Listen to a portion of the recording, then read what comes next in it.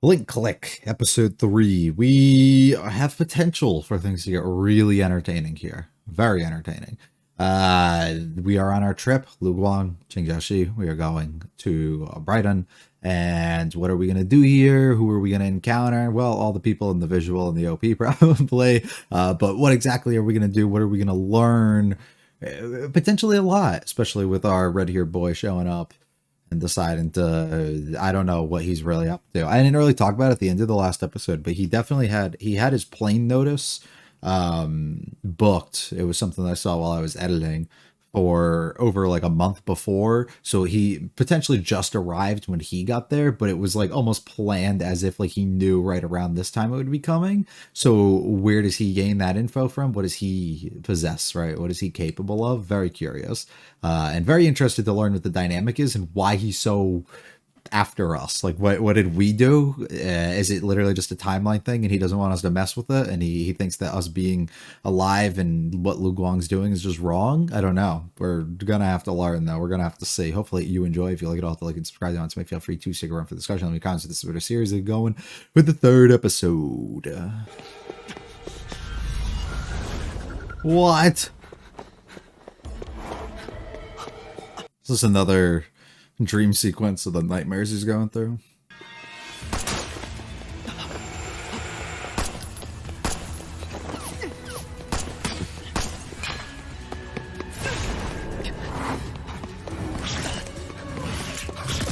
Stop to what he's doing.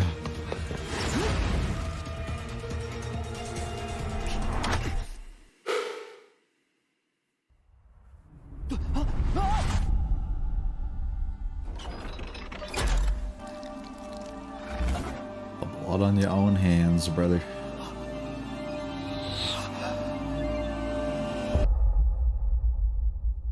I didn't even think about that too. The amount of going back too is like crazy. Like semi representative of the fact that he potentially is killing his own friend by doing this, like almost knowing it's gonna happen or trying to fix it. That's beautiful. No, that's a bird.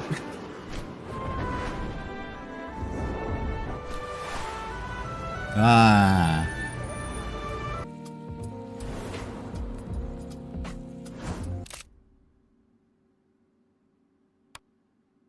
OK。辛苦了，菲利克斯。抱歉留了你这么久。没事没事，毕竟是工作。It just comes along with it. 说曹操。Boss isn't like manager, or boss isn't like someone we should be cautious of. 可是，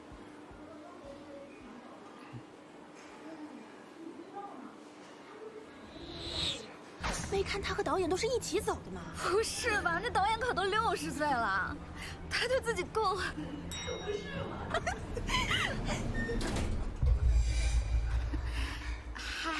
Got hearing thing again? 我不像某些人，不管是项目还是靠山，我只看得上最好的。你说是吧，老板？我错了，以后再也不敢了。Is he wearing the hat? Who made you bring that? Mommy, it's Kitty.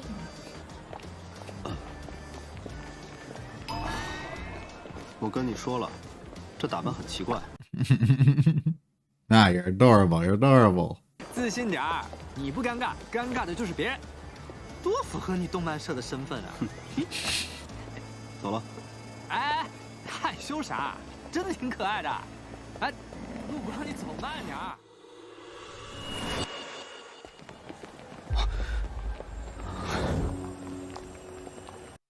The red. 这照片拍的挺高大上啊，小哥看着像个混血。Shit changing. 我买的杂志封面是不是也有这哥们儿？走吧。我们店，哎，什么人呢？连句道歉也。Okay, of course. 路光，快给我手机打电话！快点儿！ He's still in sight there.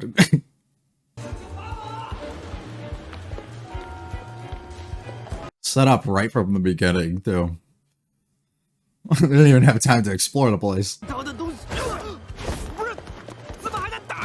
Just in the middle of the airport. This is alright. Look at him just sitting in the background.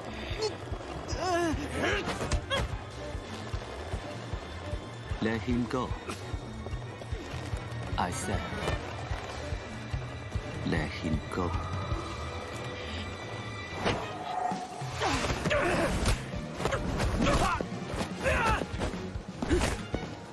You're plenty capable. Kiss us. 我叫刘潇，在这里上学。你们呢？啊，我叫程小石，他是陆光。你们是来旅游的吧？我刚好来这儿接人，需要的话 Who are you now? 可以开车送你们一程。啊，真的吗？不用了，我们有安排了。不过既然有缘，需要帮助的话，随时联系我。喂，出来了吗？在门口了。Oh, brother. Oh, brother. I wonder what giving him the card does. It'll be relevant in some sort of way, but like you to utilize that as the he's on our side. 这次不需要我回避啦，青春期男孩。No, you gotta keep it on for the remainder of the trip.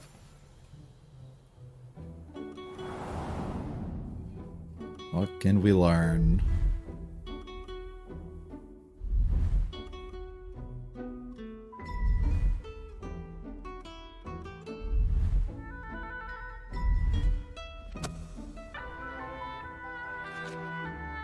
Oh, it's gone. If they just picked it up and moved it. Oh. Interesting. 曾经也是市里数一数二的图书馆，可如今跟我这把老骨头一样，早就无人问津了。You don't gotta climb, bro. You could. 你们说的版本10年前就已经停印了，估计也就我这儿有。Right, the only book that's colored in this one. There you go. 给，要是喜欢啊，这本书就给你 Just take it at this point. 书翻到28页，根据照片显示，你的父亲应该在那一页写下了什么？可上面什么也没有啊。陆光，帮我找一支铅笔和纸。So like a special type of ink. Yeah. 巴哈提，这就是我爸留下的线索。It appears so. He's involved in some sort of way. Ah, he's making the boss call. Ah, shit. 猫耳帽子的男人。知道了，马上。I'm really curious if they're all working together in a way, or if they're all like individually after something different too. 英都内能查到的与巴哈提相关的地点只有这家餐厅，不会有错。总之，先找一个知情的人询问一下。正好你不是天生就自来熟吗？ I love how we just like find the right Chinese guy at every spot that we go to. All right, found their guy. 能在这种地方打闪？那你打算怎么办？不好意思啊，能拼个桌吗？哦，可以。啊？不好意思，那边都是对家球迷，我不敢过去。你 You're the pretty guy I saw 不是 earlier. 那个飞啊？哎，那你知道这家店店名巴哈提有什么特殊意义吗？ You're interested in this? 我们正在找一个人，他跟这家店的店名有些关系。抱歉，我也不知道。 No, you don't 从 know. 没提起过。啊，是吗？要不明早他来店里的时候，我带你们过来，你们亲自问他。哎，真的吗？当然，举手之劳而已。哎，谢谢你啊，兄弟。哎呀，我们真是从落地开始就一直遇到好人啊！要不是缺钱，谁干这活儿？不是在被压榨，就是在被压榨的路上。别这么说， It's kind of the way of the world at this point, really. 我一说一，见到你之前，我都不信男生可以长这么好看。Right, you changed 一定 everything. 是天生当模特的料。 You're on the right path. 我夏斐，以前可是纯种理工男。姐，生活费不是问题，不是还有奖学金吗？真的没骗你，我怎么可能悄悄打工呢？我没勉强自己。 It sounds like you are. Can't wait for bro just to be sitting in his room.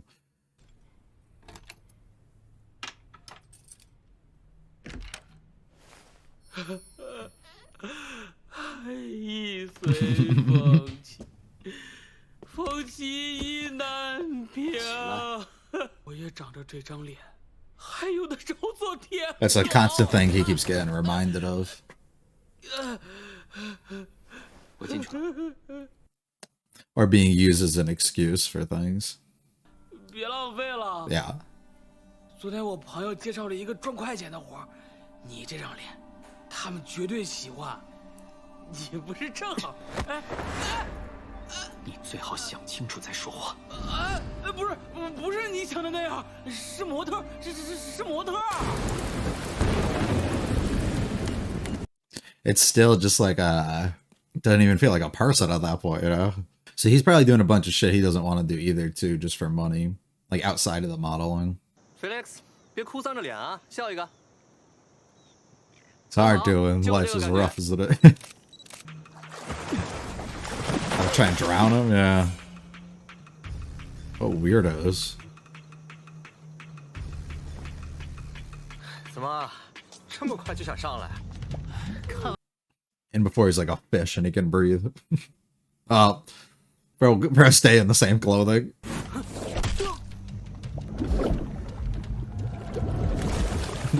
Boss, you saved me.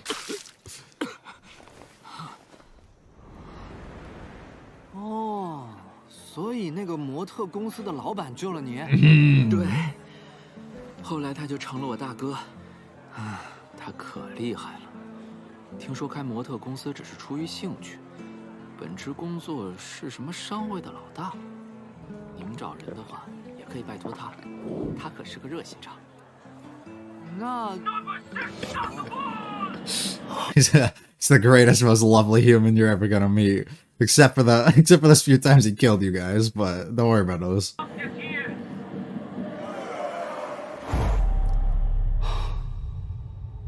快到了。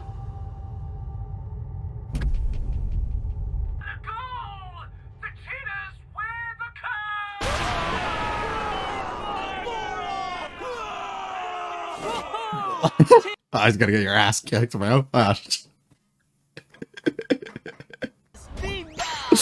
下次这种货色就别来球场丢人现眼啦。 stupid. Yeah, the thing that you came here to avoid, you know, sat at this table for a reason. 我去，这里面风怎么这么淳朴啊？不就是踢个球而已。 No, it's the fucking lifestyle, brother. Not the pretty face, not the pretty face.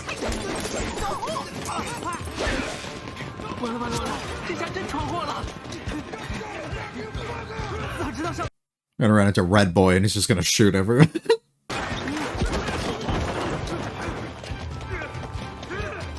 Boss, help. 电话快接电话快！喂，我发实时定位给你，快来救我们！上次是从右边顺利逃走的，这边。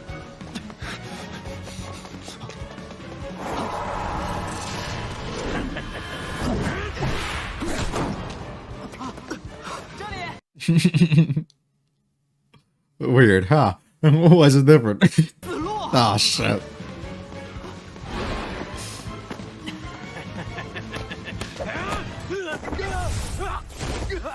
No, they're mine. They're mine. 就这。老板。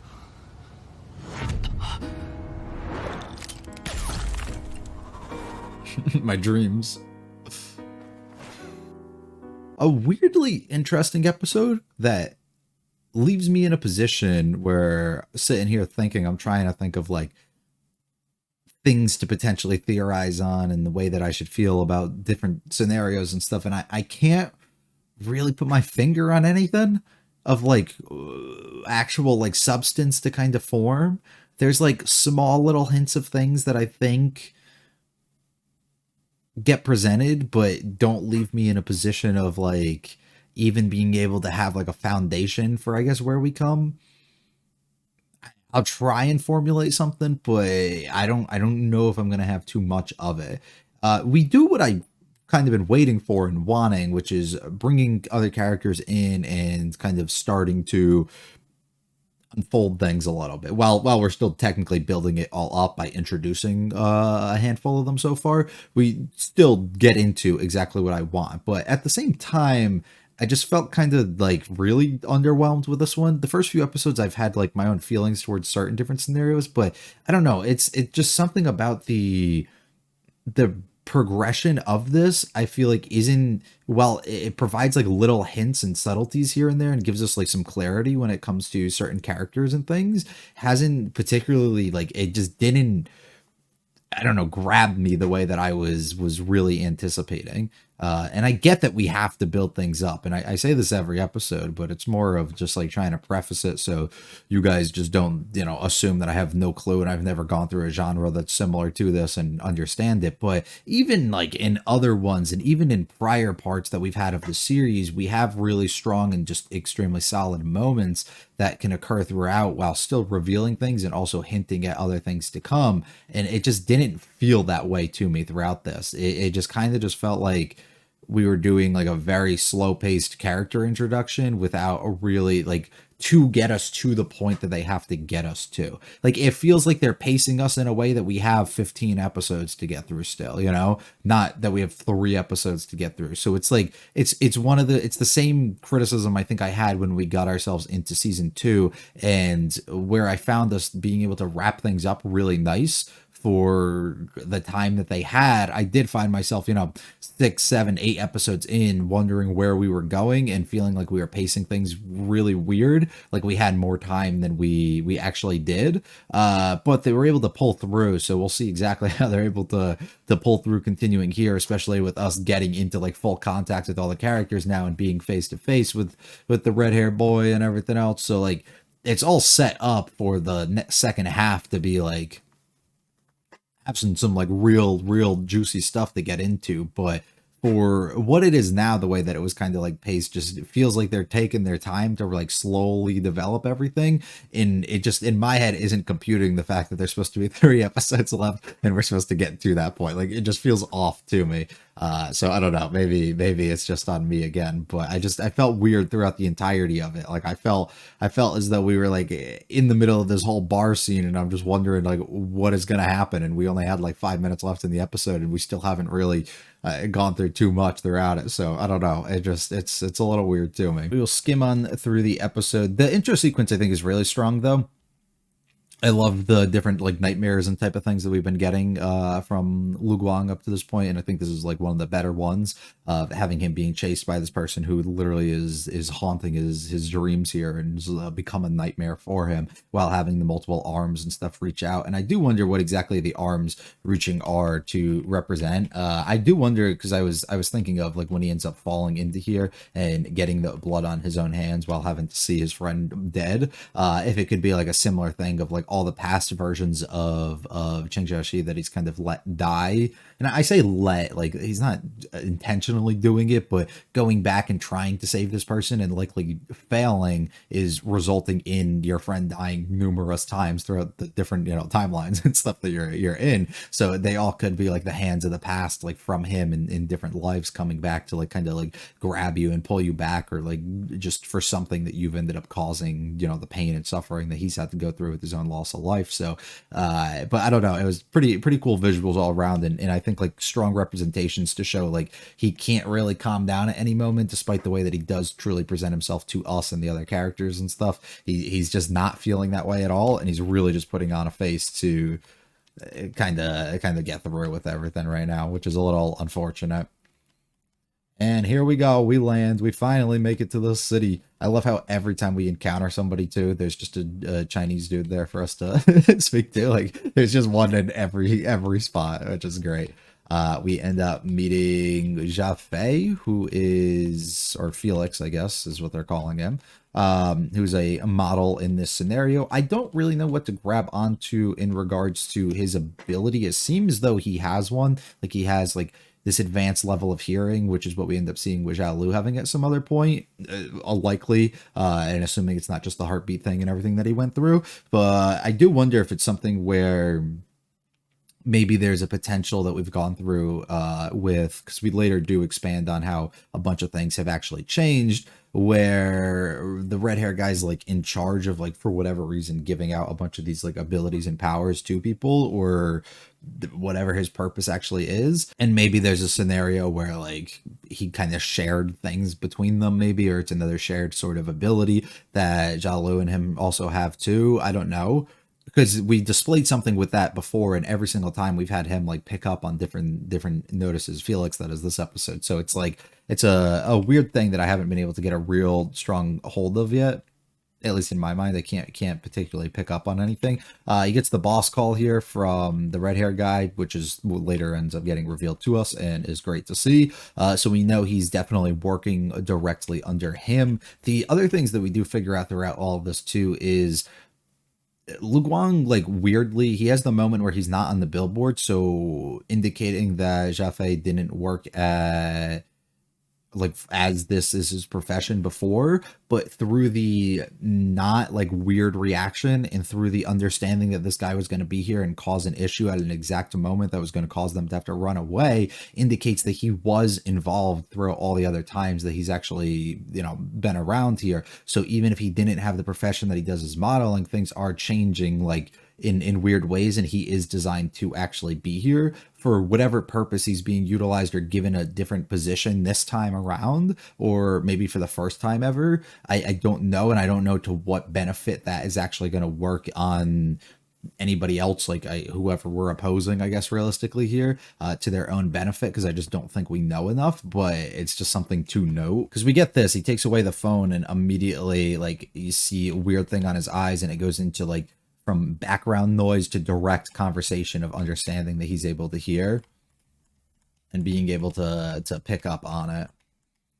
He really has a strong respect for his boss, which is interesting, especially knowing, you know, what he does to our main characters. So the type of person that he knows him as versus what we know him as, and he potentially could have this strong feeling for him, for giving him like a new, you know, career route, giving him potential like ways to make money, and just allowing him to like live his, you know, day-to-day life, and he could just be like this strong like mentor kind of within his own life. So I mean, that happens, right? There's plenty of terrible people out there who have really good friends and see them as somebody completely different than, you know, the general public or something does too. So it's not too far gone to think that he has like his reasons for wanting to come and kill us versus, you know, operating out in the ways that he actually ends up doing. I love that we make Lu Guang wear this. So good. Catches the whiff here. So this is like a weird thing because it's from the red hair, so it's wondering if he just like passed this person, but they're a little too far gone. So I don't know if it's just like a scent thing he was picking up, that's something that was like planted for distraction purposes, or if it actually is just the hair thing. I don't know. Wow, this is pretty cool. Guy looks good, but instead the billboard was different. Oh wait, so is that actually him? I thought it was somebody different. I think it's the same guy regardless. Never mind. So he probably has always given him this sort of profession then, but the billboard itself is different. So whatever we've done, like whatever I'm assuming has changed that involves like the actual sponsorships and the things that we're doing and taking. Well, no, it's the same exact one, so it's just a different photo. So I wonder why that would be different then. I don't know. He doesn't know either because he seemed to be completely shocked by it. So there's like more underlying things. This guy comes and he tries to pickpocket us. I don't know how to read this. Is it just a guy trying to take his phone for whatever purpose, or is there more meaning and things I should be theorizing directly on behind it?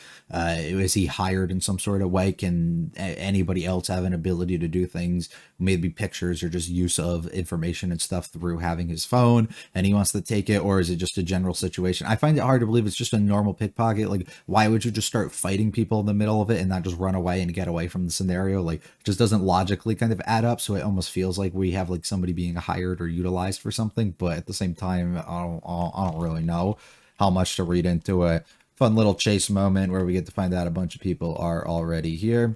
And Jalu's already here, of course, so he's gotta protect us, I guess. I don't really know his whole intentions and what he's doing here. Lu Guang knows the little reaction. Not really. It's more of just like a stare. So I'm assuming it's expected for him to actually be here. What did his card say that he gave them? Did we get a better shot of it? Xavier Alugel. So we can call him Xavier. Okay. I don't know what to do with any of that. We heard of this before. Episode 1 explanation plus sub corrections from the link click Reddit. Oh, I guess we have.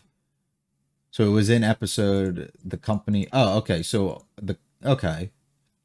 So yeah, that would make sense then. So through his father, right, and through the company and all the connections and things that we had back from the first episode would just kind of indicate towards this is still like lasting and standing in some sort of way, and you know, not destroyed in the way that things ended up getting at some other point, I guess. I don't really know what more to do with that info, but and here we go. Are you out of town? I'm at the entrance. So like I don't know where to read with Jalu here to be. Is he really like bad, or is he aware of everything that's going down and he's just positioned in the right spot? Because like we could be playing it like guy was hired to pickpocket, guy was hired to get his ass kicked in front of us by us, and then we're supposed to look like the hero, and we're also supposed to look like the dude that he's going to come to and call, so that like at some point if their backs against the wall they give him a call to come talk to him, and then it's like gotcha bitch, we set you fucking up, you know, like we we already on that. But Lu Guang having the knowledge he knows, I'm assuming probably wouldn't go out of his way and do that. So like I don't necessarily know, having to have him actually work with him, unless he has no idea and just the red hair guy has like a fucking master plan that he's been coordinating and he's trying to work on here. So that's the only reason why he was like, do this, do this, do this. And then I'm assuming gets ordered, especially when we go to the library later, of like, okay, we need to send this guy here. And then I need this, like he has his people in place of knowing exactly what's going to happen. So it could just be a one man at the top of like everything here. The air smells so good. Just like rotting flesh. Like, brother, you're fucking weirdo.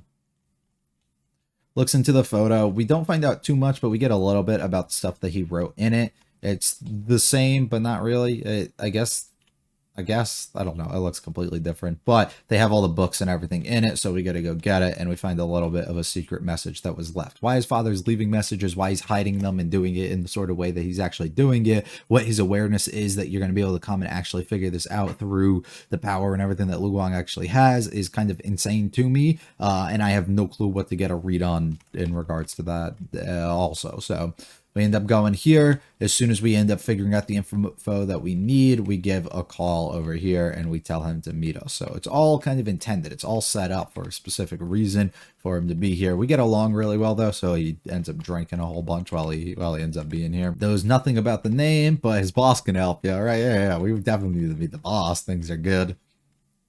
Gets in the middle of everything though and ends up having his little flashback moment, and we learn a little bit about him.